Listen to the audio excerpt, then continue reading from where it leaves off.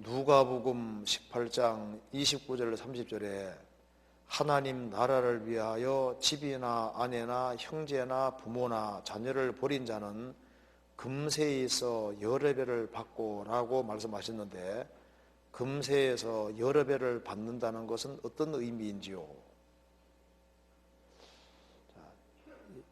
누가복음 18장 29절과 똑같은 걸 한번 찾아봅시다. 마가복음 10장입니다. 여기는 여러 배가 100배라고 했죠.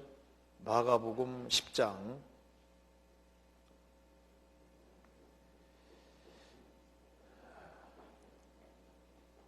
28절입니다.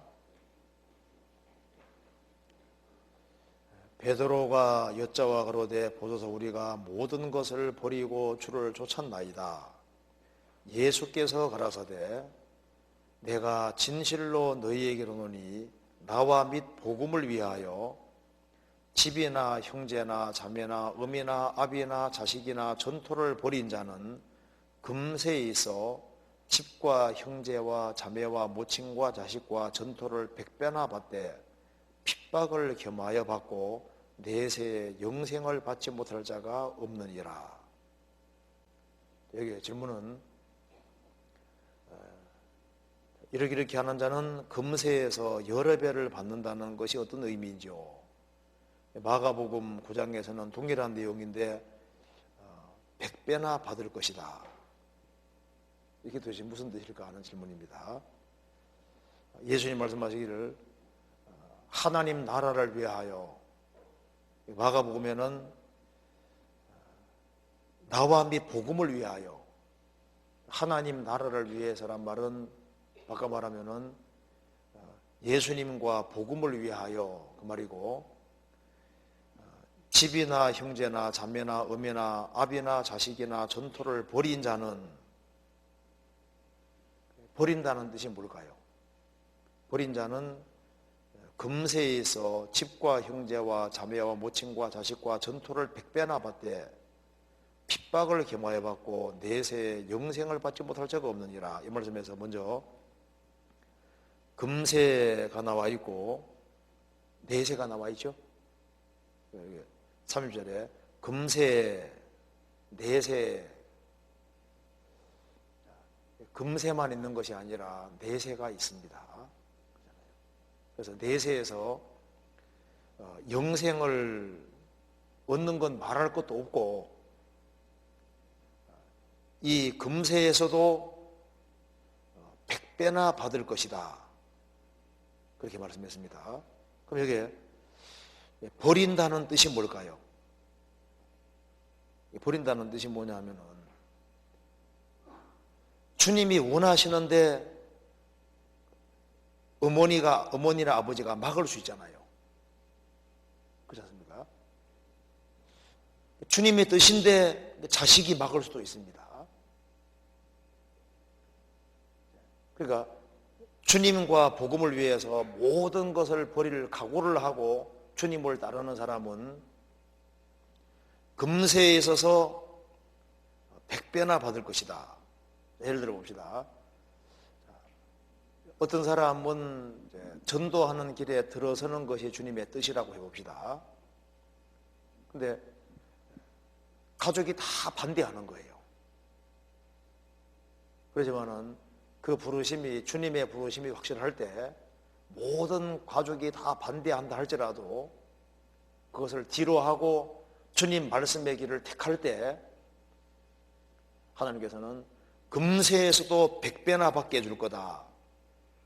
그 말이 무슨 말이냐면은 100배 받는 속에 누가 들어가냐 하면 내가 버린 것이 그 속에 들어가는 거예요. 거의 다. 그래서 주님이 원하시는 길을 택할 때 가족이 반대했다 할지라도 주님 말씀을 따르면 나중에는 가족이 이해 못할지라도 나중에 어떻게 됩니까? 그 100배나 많은 사람들이 구원받고 역사 나타날 때 그 반대했던 가족들도 그 100배 속에 포함이 되는 거예요. 그러니까 만일 가족에게 붙잡혀서 주님 말씀을 따르지 아니하면은, 그러면은 자기도 손해고 주님도 손해고 모든 게 손해가 되는데 주님의 길을 따르면은 손해보는 것처럼 보이지만은 넘치게 주님의 축복을 받는 동시에 내가 포기한 것도 그 속에 들어갈 것을 말씀하는 겁니다. 이 내용이 그 내용입니다. 그래서 베드로 사도가 주님이 부르실 때 모든 것을 버려두고 주님을 쫓았습니다. 그때 누가 제일 안 좋아했을까요? 베드로가 좀 성질이 급한 사람이잖아요. 그러니까 누가 제일 염려했을까요? 장모님.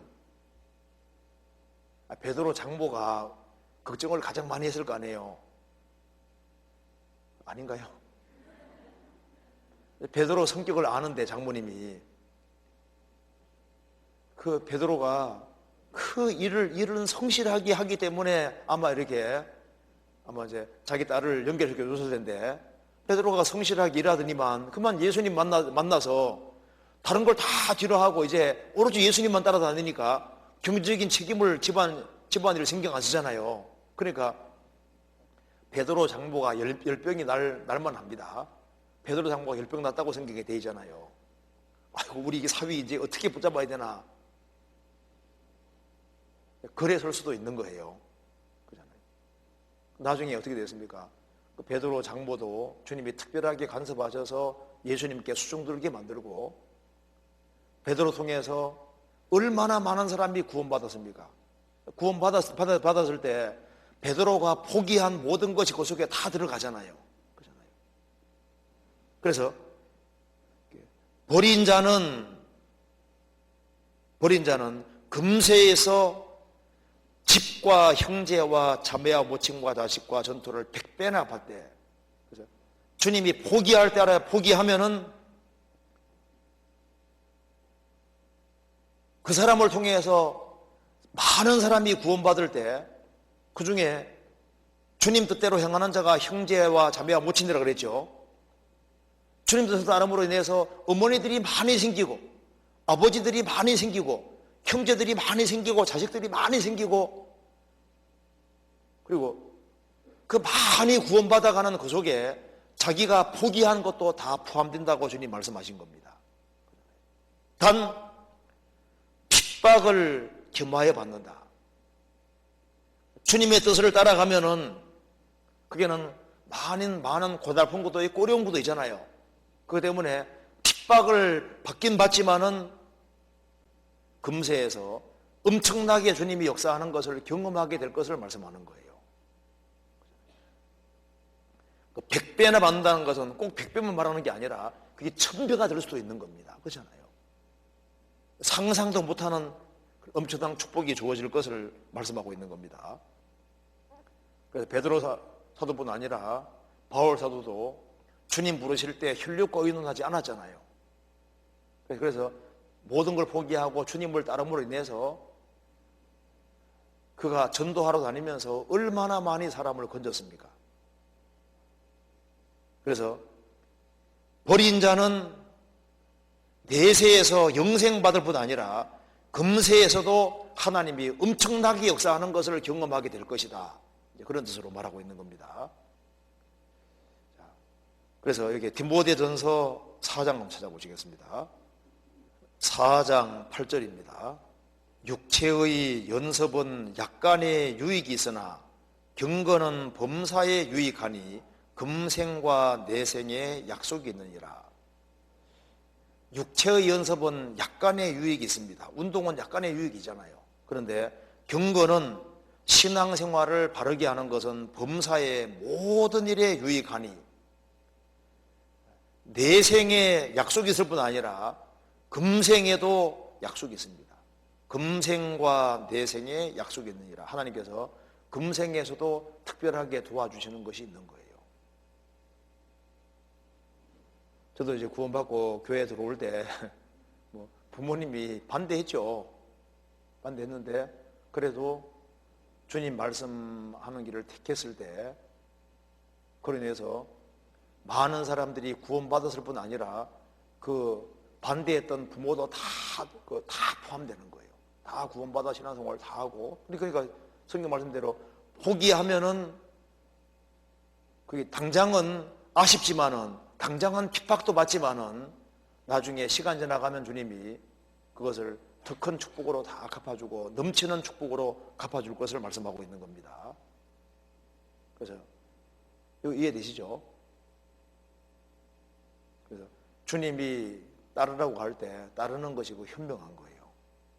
그래서 주님이 포기하라는 걸 포기하면은 나중에 포기한 것도 나중에 그 속에 포함되게 되는 거예요. 대체로 그렇게 됩니다.